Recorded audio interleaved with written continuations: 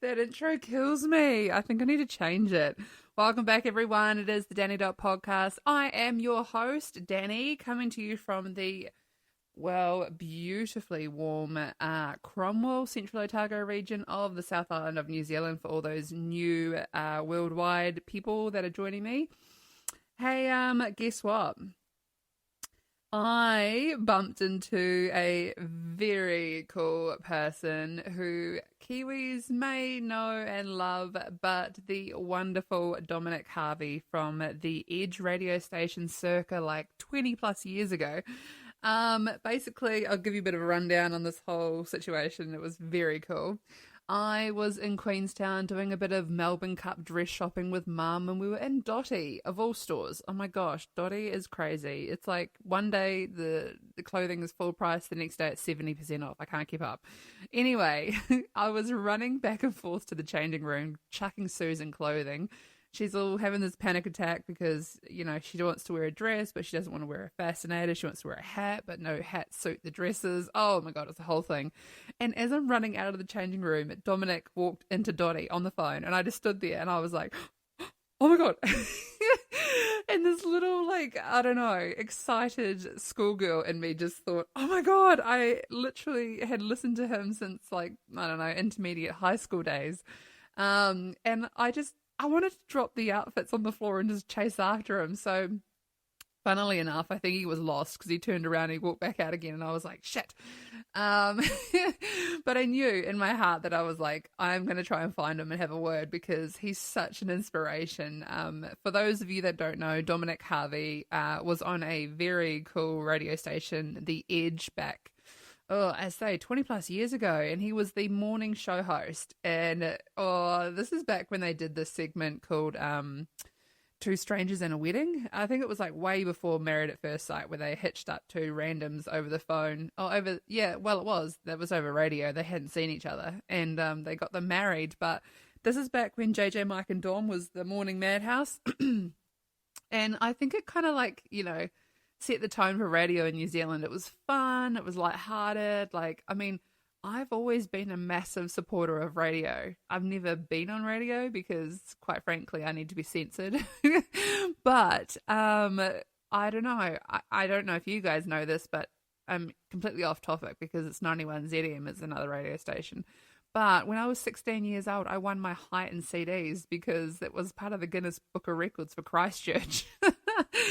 But I've always been pretty, you know, on the dial when it comes to winning competitions through radio stations and this, that, and the other. But I've never come across Dominic Harvey. And so when we left Dotty, we were just walking around and I said to Mum, Dom Harvey is in Queenstown. He's just randomly walking around. And so we were popping around in a few other shops and we were walking up Shotover Street and I was like, damn it, he wouldn't have come this far. Like, we weren't looking for him. We were just aware that he was around, I suppose. And I said to Mum, God, that's annoying because he would have been so fun to talk to.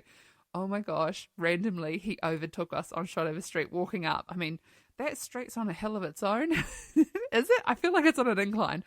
And he just walked past and I went, oh my God. Like in a cool, calm and collected kind of a way. And I was like, Mum, that's Dominic Harvey. Like knowing full well that if he didn't hear that, he wasn't going to stop and turn around. And he just stopped. And it was everything and anything I'd ever imagined because I feel like the interaction happened in slow motion. It was wild. Not only was he super, like, I don't know, his conversations are so put together. You know that he's been on radio or he does a podcast because he's very structured. But he asked me my name, he asked me Mum's name, then he was like, oh, my mum's name's Sue as well. We had this really great, like, I don't know, very casual yarn.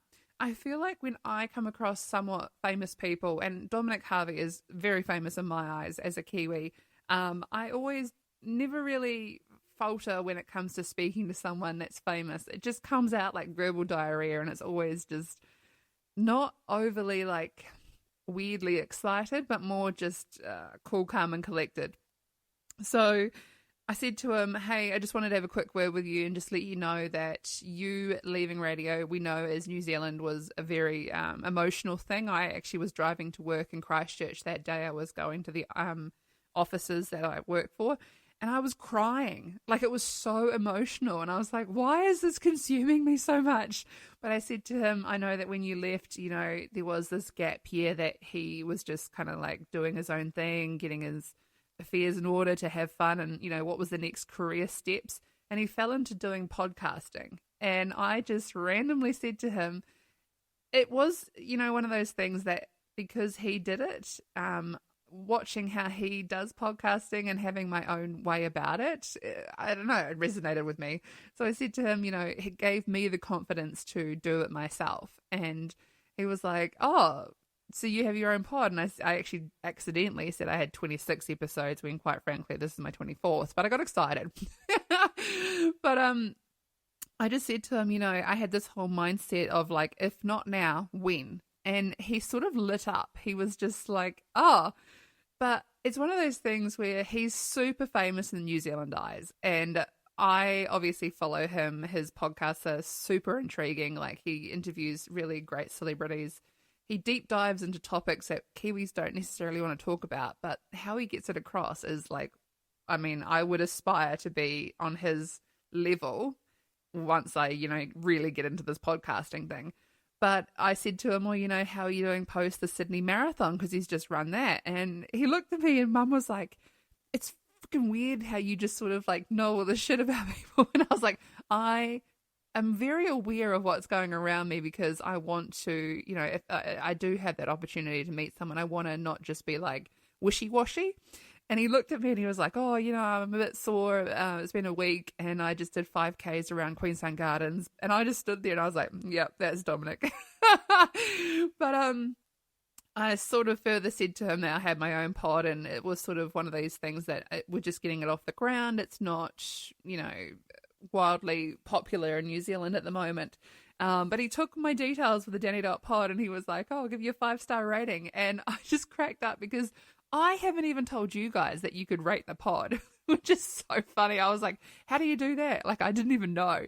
And so I went into my Spotify and I had a wee look and I was like, oh my God, people have been rating me 5 stars. Like, this is so crazy. But yeah, it's one of those things where I walked away from it and I was so proud of myself for not only having this conversation with him and being super relatable. We had this really genuine conversation. But to be proud of myself and be like, you know what? This year on its own merits has been super difficult for so many reasons. There's been more cons than bloody pros. And I have kept going with this thing. And it's one of those, like, I don't know where it's going to go, but I don't care. At the end of the day, I am so proud. 24 episodes in a year. And it's just growing this community. And there's been such great advice and discussion that it even blows my mind. And I can only imagine what he goes through because he hit 1 million listeners like, I don't know, 6 weeks, a month ago. And I said to him, you know, that's super achievable. Congratulations. And he was just like, oh, you know, it's a bit of a slog. And I was like, yeah, I know. Because you don't have that engagement where you can just, you know, message someone who listened. You have to wait for the listeners to message you to respond because we can't see who's listening to it. It's just going to be one of those things that you could be silent and I don't care. You could not engage. I don't mind.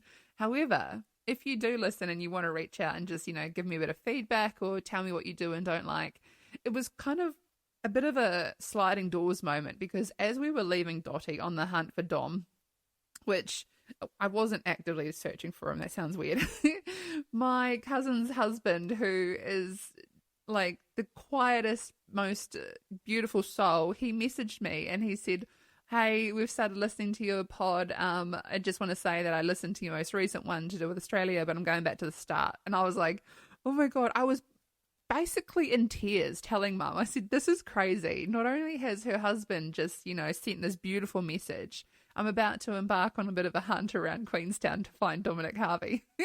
And when I did, it was everything and more. So just goes to show, like, even though, you know, so many things are so undecided these days, we don't know what we're doing.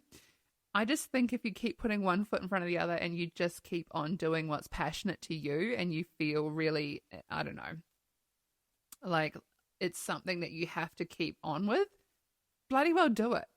Because at the end of the day, I could have piked out in this on like pod 15 and been like, nah, that's not for me. But for me, this podcasting thing 100% is my jam. It's my favorite thing. I get so excited. And even Mum said the other day, you've started talking differently where you're removing the ums and your sentences are very structured, but not just a short one-line sentence. You're elaborating more. And I know that I'm doing that because I know that people are quite international and they might not understand what I'm talking about. But it was super embarrassing. And this is why I'm sort of moving into this. I think I might need to rebrand my pod, because explaining to Dom what my name Danny Dot was and where it came from, Mum was like, I can't believe you just mentioned your ass to Dominic Harvey. Like, why is it called Danny Dot? Oh, because I get drunk and I I don't know, refer to my ass as a dot. Yeah, cool. Don't say that again. So we are definitely reevaluating this. I actually had thought about this at Pod 20 if I should rebrand, because I don't feel like Danny Dot is, something to do with me anymore. The name's gone. It's been and gone. But also the pod hasn't got a theme. So I'm finding it really difficult, because when someone asks, I'm like, oh, I don't really know what to say about it. And even back in the day when I thought this pod would be about Cromwell life, it's been everything but Cromwell life. If anything, I haven't really even explored that, because quite frankly, there are other topics to talk about that you guys put in my head, and I don't know. Let me know what you think. Should I keep it as Danny Dot, or should I rebrand and just go with something else that's a little bit more able to be explained? I don't know. It's weird. Anyway, this is my low maintenance baddie date yourself summer pod. I feel I need to get this off my chest. It's definitely one of those, I love doing pods that have half of it on a topic and half of it on my life admin, because you still like to hear about my life at the moment. So, when we think about maintenance, I just sort of wanted to elaborate on that word. And in saying that, it's so broad. So I dissected the word maintenance into, what's that? 1, 2, 3, 4, 5, 6. 6 different components that we could maintain in our lives. And I dumbed it down, made it super simple, because in every sort of life aspect, we can't just look at it as a whole. And sometimes it's super easy just to focus on something that, you could make singular, and then you could deep dive on that and get it under control. And then you move on to the next one. So being a low maintenance person, I would probably say that I have been that my whole 20s. There's definitely been people I've come across that are very high maintenance in their life, whether it be their physical appearance, their relationships, their jobs, all those types of things. I probably am at the other end of the spectrum. I do everything well enough for you to believe that it was done with a lot of care, attention, money, and it hasn't been.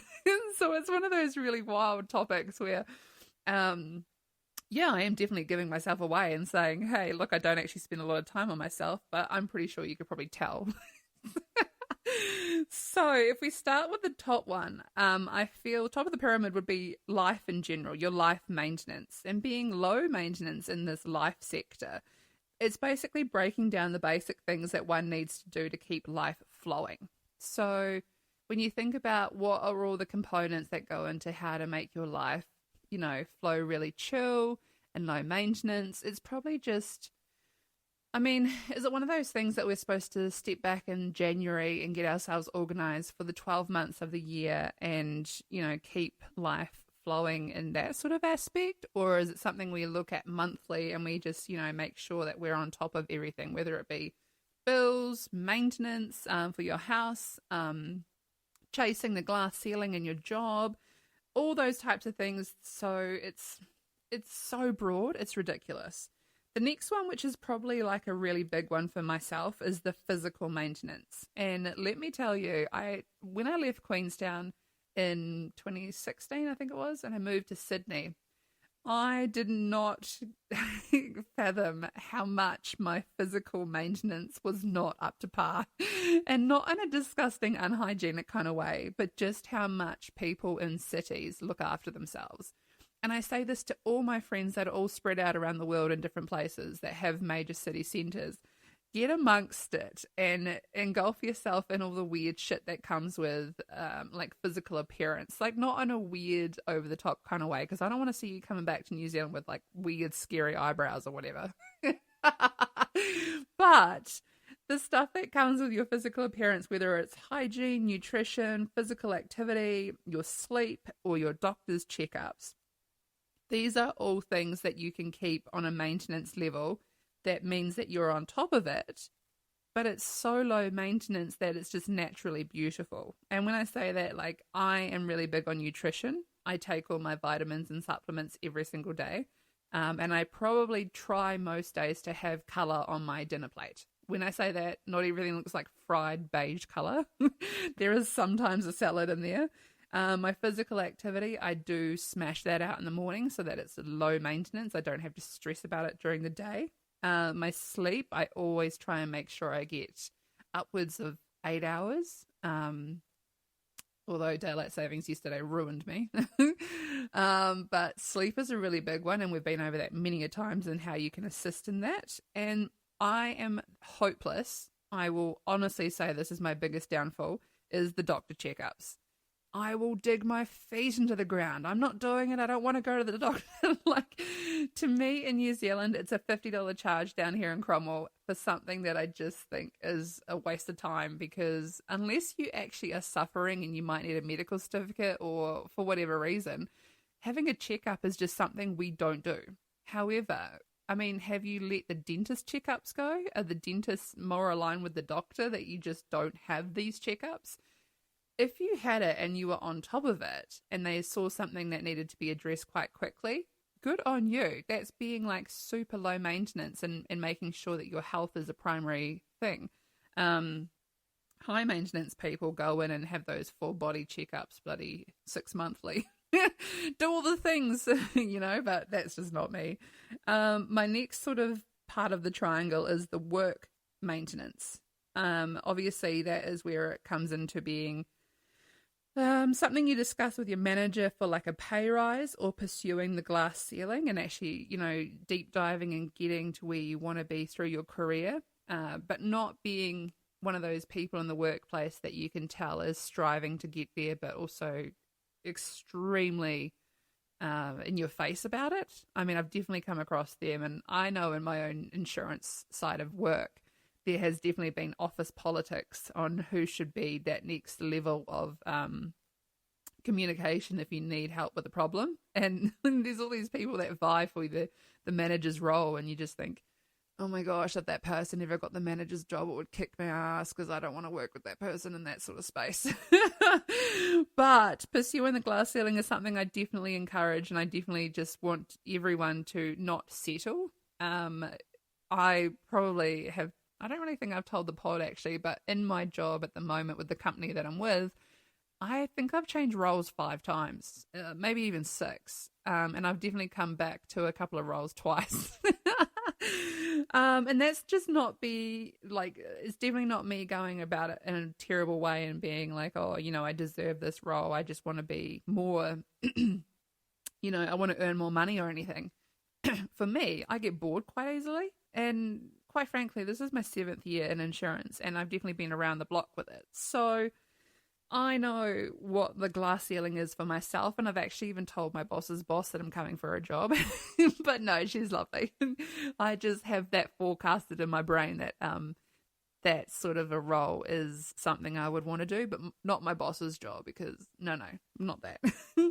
But also, staying in your boss's good books is always a big thing when it comes to maintenance. You want to have that rapport and that relationship, but on a, with me and my boss, no news is good news. If I don't hear from her, I know everything's all sweet. I'm so low maintenance as a consultant, it's ridiculous. However, when I do hear from her, it could be a 40-minute conversation. We could be talking about anything, like what her kids are up to. It's not even work related. But staying in your boss's good books for those like shoulder tap moments when you're in your job and you could be considered for other jobs in the glass ceiling and going, upwards through pay rises and everything else. You want to be a low maintenance person in whatever role. And I mean, I settled in the Vodafone job in Queenstown for many, many years. I was like, I don't care. I don't want to be 2IC. I don't want to be a store manager. I just want to settle, because at the time we were getting so many perks, networking the community for like phones and stuff. It was a challenge. It was a bloody good challenge, and we had so much fun doing it. But it wasn't until I got to Sydney and I was doing telecommunications for Optus that I realized I was in Sydney working in the like city centre flagship store, which used to be a bank, which had a safe vault full of phones at any one time, which needed like a combination code to bloody well get into the thing. Look at me giving away secrets. But when I got to that role and I was actually the assistant manager for that store, I knew that I was like, that's where I should be. And I didn't have to fight for it. It was just something I was considered for. And I thought, you know what? My character comes with being a low maintenance person who's super friendly. People can approach me. There was a couple of times when I was like, I don't want to deal with that customer. I'm going out the back door. But that's not the point. When you are an assistant manager and you have to be front facing in retail, oh, I pray for those that are in that role right now. Whew. When it comes to your home being low maintenance, I think seasonally rotating things and making sure that your seasons from like the winter clothes to summer clothes are, something we keep on top of. Yesterday, me and Mum got rid of 2 black bags full of clothing, and this made me so happy because I obviously, clothing is one of those things that's disposable. Like, fashion is disposable. I have hung on to things from my like high school years or even Brisbane life where that climate you can't wear here. But also it's one of those things where the fashion in Australia to wear that's what it is. But in Cromwell, you don't wear that. So we threw out this bag of teeny tiny little singlet tops and, crop tops because, honey, I ain't Winnie the Pooh and I can't wear a crop top too. So they went in the recycling rubbish bag thing. But also, a clean home is a happy home. And if you start with doing things that make things really easy to keep on top of, you become very low maintenance in keeping, I don't know, a happy home. And that's just something that me and Mum, we work together on. She works really hard Monday to Friday. I work, but I work from home. So on my breaks and things, I can potter around and do different things that help maintain the home. But it gets to the weekend, and I always have said, once that weekend rolls around, nah, I'm not getting up to do like any sort of chores or anything. That's for relaxing and doing like extracurricular activities that are far more exciting than, I don't know, what do you like, I was just thinking about something. Unblocking the shower plug hole. That's not a thing, is it? But yeah, those are the Monday to Friday jobs to help keep a low maintenance, healthy, happy home. I'm sure that if you deep dive on TikTok about, keeping a maintenance free house, you'd see a lot of cleaning hacks or whatever. So I'm not going to go into that because it should come part and part. If you do it right at the start, you can maintain it. Friendship maintenance, however, that's a different sort of kettle of fish. I feel like the phase of friendship that's engaging in low interactions that also sustain the friendship is extremely important. I'm very lucky. I've been to multiple schools. I've got friends all around the globe. I've got workmates all around the globe. And I'm super fortunate in saying that when I, get around to messaging someone or we reciprocate and we have a bit of a yarn and stuff, low maintenance friendships mean that you could go, upwards of a week plus without interacting. But it doesn't mean you've forgotten about that person. You're just that low maintenance friend that, I will tag people in memes. I will send things that remind me of that person to that person. I don't need to be in your pocket every single day as a high maintenance needy person. I sort of have felt that in my own space in Cromwell lately. I've sort of like failed miserably. But in saying that, I think what it is that I put my friendships in Cromwell up on this great pedestal that, we found each other as friends in the pandemic and we only had each other. And it was super special. And I stopped everything for my friends in Cromwell. I would even not go to Christchurch to see my workmates or not go to Dunedin to see my workmates from Vodafone days and everything else, but I would spend time on the weekends in Cromwell and be available to hang out with my friends here. When in actual fact, I was just like clinging on to these friendships that I was so obsessed with. But I have to take a step back and remind myself that, you know, I actually felt like I was the needy friend. That's how chronic it was. But in saying this, being a low maintenance friend means you can take a step back and it's not weird.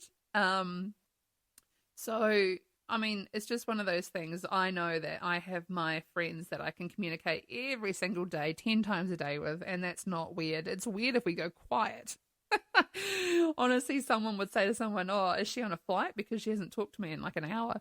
But I treasure those and I know who those people are. When it comes to being low maintenance in your friendship circles, you know, it's quite important, and especially as you get older, to realize that people have other lives. They do things and they don't need to be constantly catching up and everything else. So be that person that has those interactions and takes a step back and does their own thing and then comes back for a regrouping, and you'll see yourself, like, I don't know, pride yourself in your own sort of life. And I am quite excited because I feel like I'm turning a bit of a corner where I am going to start having hobbies, and I am making plans to leave Cromwell over different periods of time to go and visit people around New Zealand that I haven't done. Because you got to remember, like, I moved to Cromwell in the pandemic. I don't know Cromwell without a pandemic. The whole, like, you can explore and leave, it blows my mind. It's quite exciting. But also that's been a bit of a hindrance because, I don't know, it's just how I've functioned. I center myself in Cromwell on the weekends and I'm totally available to catch up with people. And then you have this guilt and letdown when you don't have those catch-ups. You're like, shit, I just wasted a day because I didn't see anyone. Well, I am starting to fulfill my life with things that I want to do. And if anyone else wants to be a part of that and, you know, do something. The thing is, people have like gym friends. I don't even have that because I choose to go to the gym when there's no one in there. So, oh dear, I have to like start going to like group classes or something. So that's where I'm sort of going with the friendship low maintenance thing. And I hope everyone can resonate with what that means and how important it is not to be a needy friend. It was me this year. I'm apologizing. I'm sorry. It's not anymore. But the next thing is your maintenance relationship. Being in a low maintenance relationship just kind of means engagement behaviors that sustain the quality of the relationship. So this is kind of a hard one for me because I couldn't even tell you when I was last in a relationship, if ever. I wouldn't even know what a happy, loving relationship felt like. Danny Dot's been let down a bit. But honestly, I just think that you don't, like, it should be quite organic. And I say that word quite often.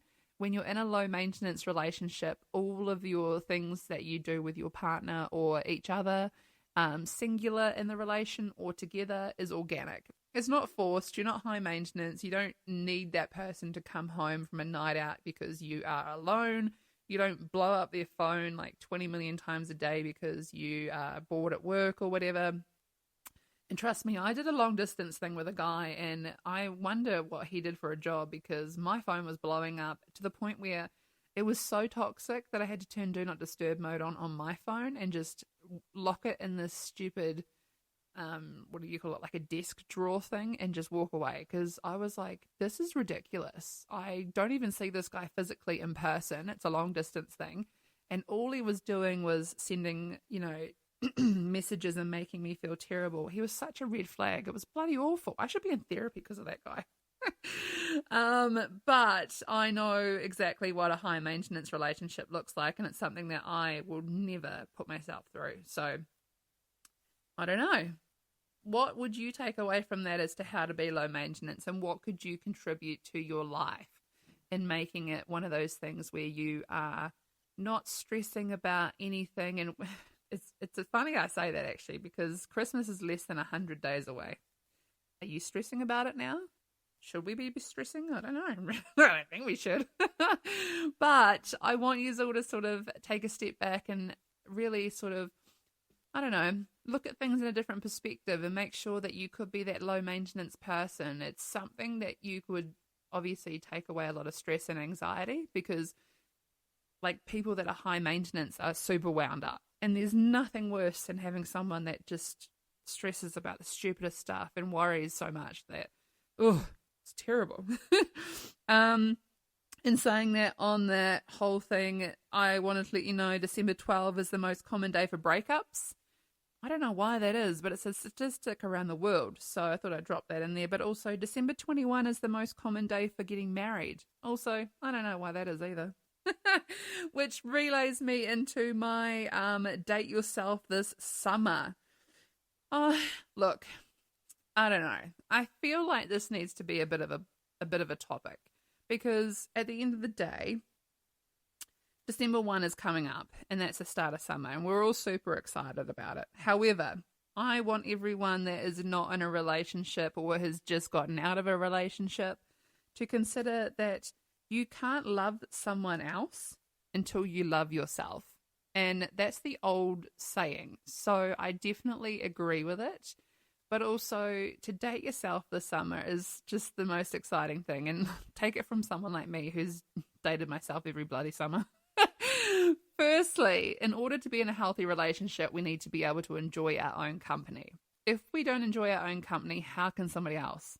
Not being able to comfortably be with ourselves leaves room for codependency.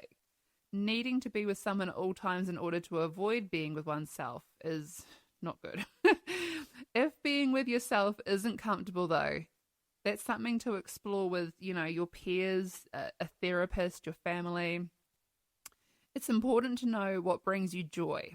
If you took yourself out for the day, what would you do and what would you plan? So I definitely fell down the rabbit hole here.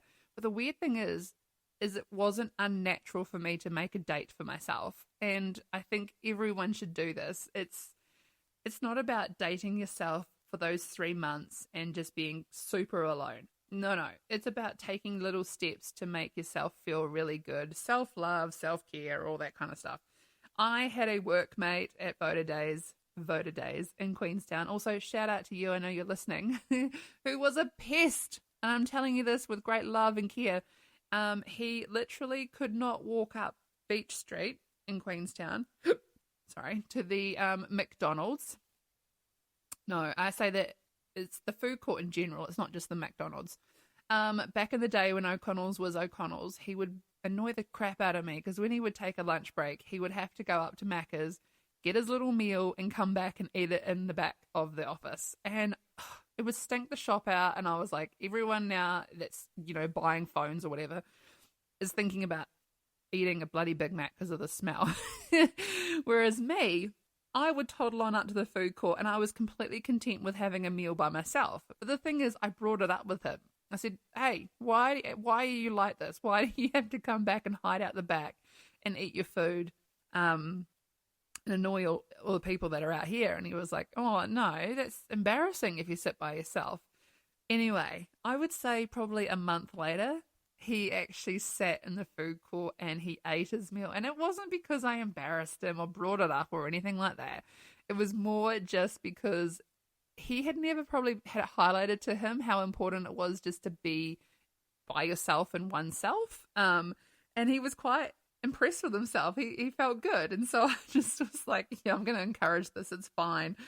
However, when it comes to the summer, I want you all to take away that you could be selfish. And that's kind of like a crass term. I don't want you to be rude and obnoxious, but be selfish with your time. Do what you want. Don't commit to plans.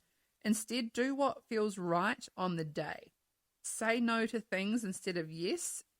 And sometimes it's yes just to follow the crowd, which is so big these days. I feel like since we've all been through this pandemic, people are quite dependent on what's going on and they feel like they miss out if they don't catch up with the group and everything else like that. And that's not, distinguishable from anything that's going on around me. I know that sometimes when I go to Australia, if I say I'm going to catch up, people get the guilt when they can't catch up with me. And I'm like, hey, it's fine. I'll be back. I promise you, I'm always back. But when I say that I'm coming over and I'm like organizing an event or whatever, anyone in Australia could say no. I would hate for anyone just to say yes and just feel like they have to because I'm there on a small time frame or whatever. That's not the case. So anything that happens over summer, don't feel like you need to be obliged to say yes, I'm going to attend, when really no, because I don't feel like it's going to fill my cup, or it's going to bring due stress with financial issues or whatever. It's one of those things where, I don't know, saying no just speaks volumes these days. So I just kind of wanted to bring that up, but also it's only 3 months. That's all I'm sort of consistently saying. It's self-care, self-love, and loving what we see in the mirror. And when was the last time you looked in the mirror and you were like, I love what I see? It's something we definitely hide from. So I want everyone to take away and say, I'm not really single this summer. I'm dating myself. I take myself out to eat. I love me. And I'm awesome. Which is exactly the path that I'm going to go down. And I'm so excited because there's nothing better than feeling good about yourself. I do love me. I'm fucking awesome. Do I say it enough? Absolutely not. My friends say it to me more than I say it to myself. On that note, however, something more exciting, advent calendars. I have been very excited to let you know my favorite website. God, I'm so just sad I'm going to say this because you're going to steal all my sales.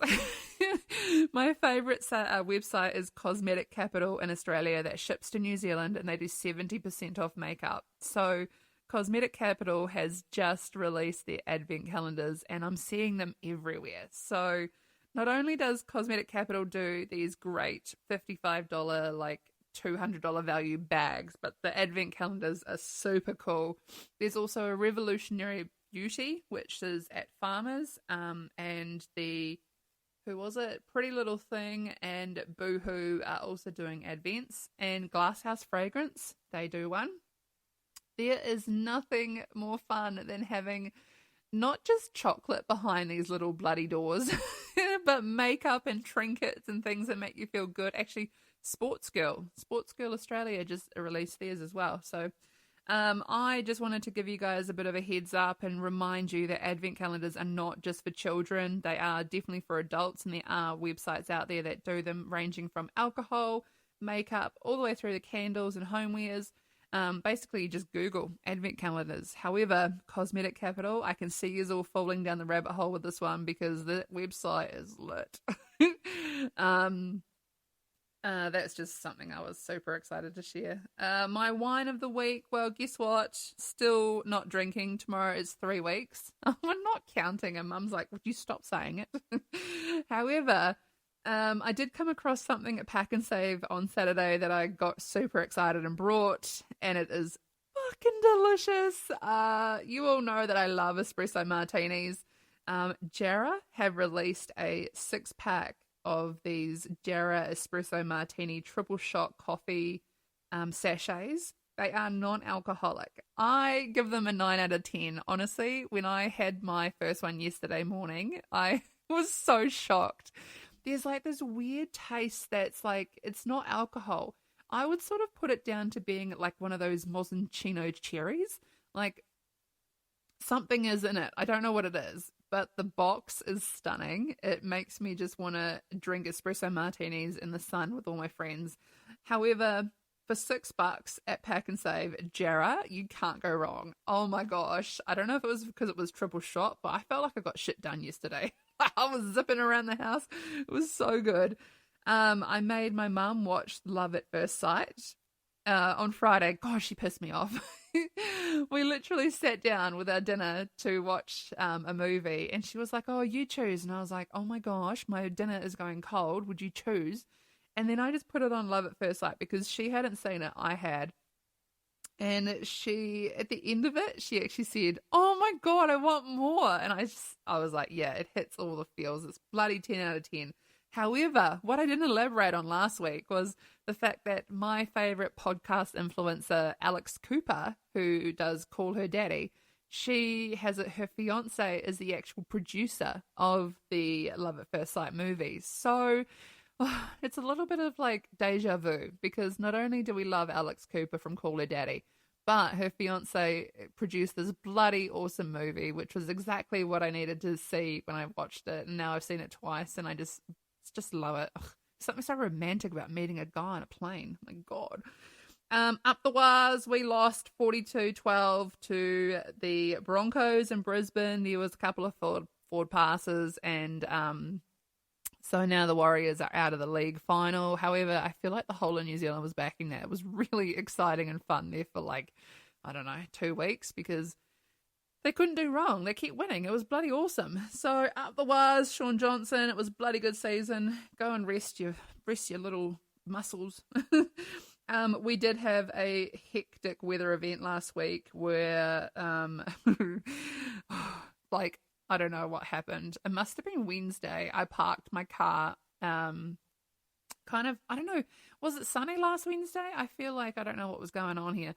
I drove back from the supermarket and I had all the windows down on my car, pulled up where I normally park. And Thursday, Friday, we had this weather event where rain just came in all directions and it was like windy. It was hectic. Anyway, on Friday afternoon, I went out to my car to go somewhere and I realized my window had been down through the whole thing.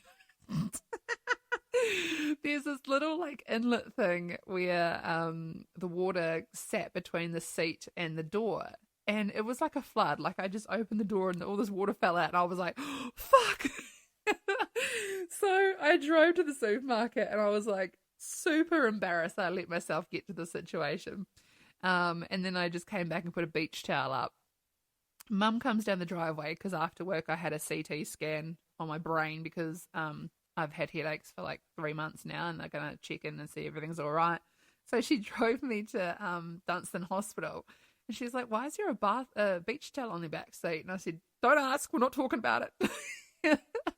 I had literally 2 days of water just come flying in my back rear windscreen window and now it's Monday and I still haven't got it dry. So go figure.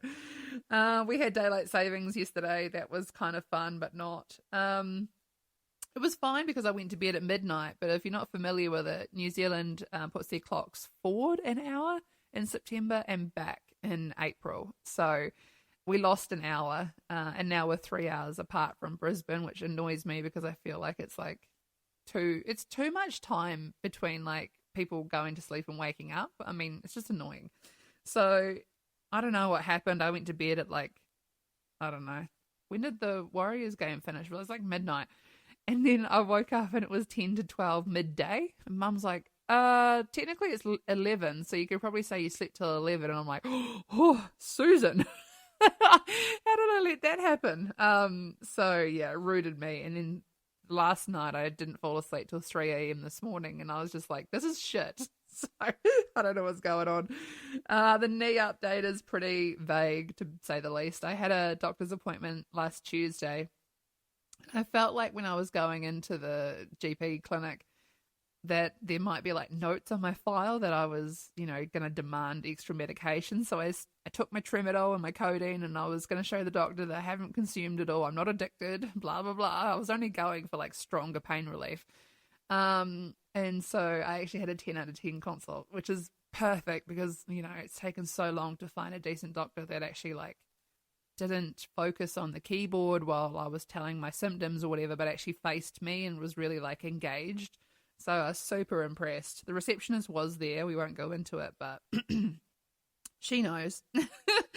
So basically I have to wait 2 more weeks to have a MRI on my left knee and then we'll find out the extent of the tear. Like I just can't deal with the fact that it's taken 6 weeks from when I first tell the doctor that I've done this to getting an actual scan to see the extent of this. It seems really unethical because not only am I sitting here on stupid pain relief that's driving me around the bend, but it should be something that they know and they can refer sort of straight off the bat as opposed to me waiting and wasting time. So it won't be until mid-October that we actually know any sort of, outcome, to be quite fair. So I did have the CT scan on my headaches and I hope to get my results back this week. It's something we kind of can be a little bit worried about because I have blood clots that run in my family, and my mum's mum passed away of a brain aneurysm. I'm a little bit nervous, but at the end of the day, like, I have been on at the whole doctor checkup thing. So I didn't drop the ball here. I have been telling them that I'm having headaches, and I've been on antibiotics for sinus infection that they thought it was, but it's not. I mean, it's terrible. I can feel it right now. Curse the bloody flight up to Auckland, because that's when it started, and that's why I thought maybe it's a cabin pressure thing. So all I want to know is that I don't have a brain tumor and I can have a glass of wine when I choose to. It's fine. I'm sure I'll sort of loop back to you on that anyway. But the worst thing about a podcast is the dashboard. You have to go into different platforms like Google, Apple, and Spotify to see interactions that happen with you guys. I just wanted to loop back on the fact that, my God, I was slammed for mentioning my lack of treating myself after a bender, like a drinking bender. The way that I see it, and I just sort of wanted to vouch for some clarification on this. Kim Kardashian, yes, I used to watch the Kardashians, way back in the day, made a comment or a quote that you never put a bumper sticker on a Bentley. I'm not saying that I'm a Bentley. I'm more like a Fiat 500, one of them catfishing cars in the car park. But also, oh my God, that cracks me up. I just feel like sometimes when you go on a bender, and it's not planned or anything, and you have a really big night out, I don't feel like you should put expensive face cream or, coffee pods that are expensive on someone that's recovering after being on a bender. Like, I've always been like it as well. I would literally not spend money on a hangover. I've never done it.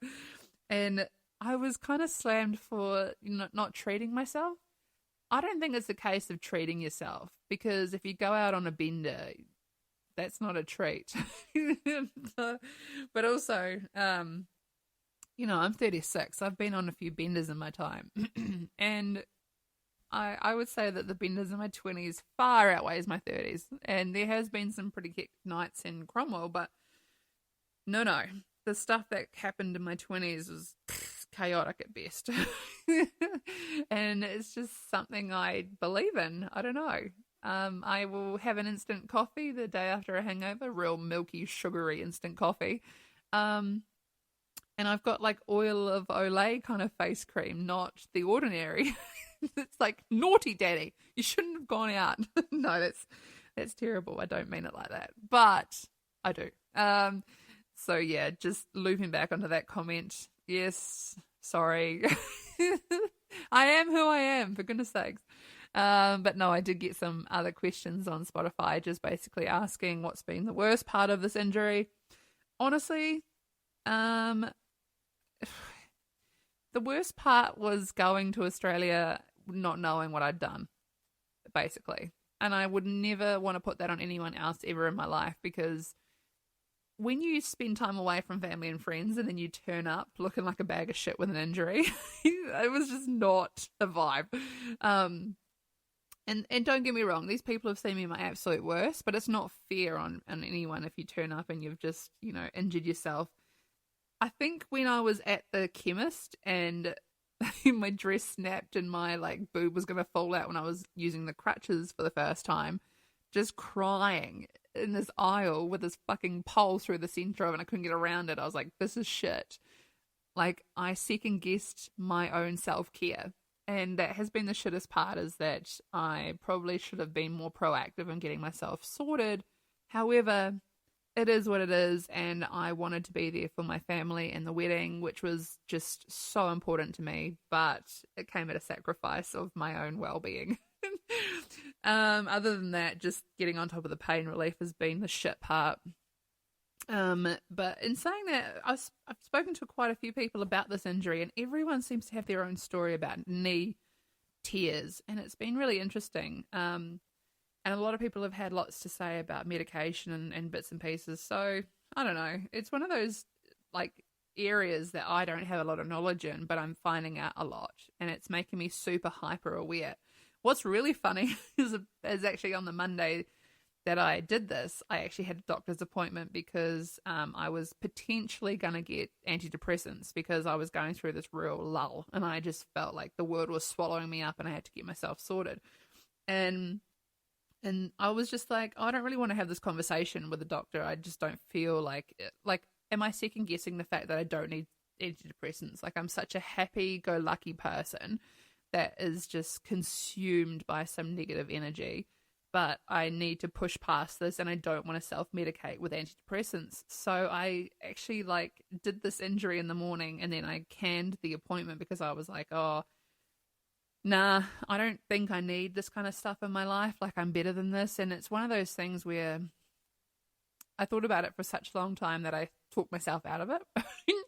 And then in saying that, I thought, oh, shit, at the time I probably should have taken that appointment and curved it from getting antidepressants from being super sad and down about life to actually getting my knee dealt with.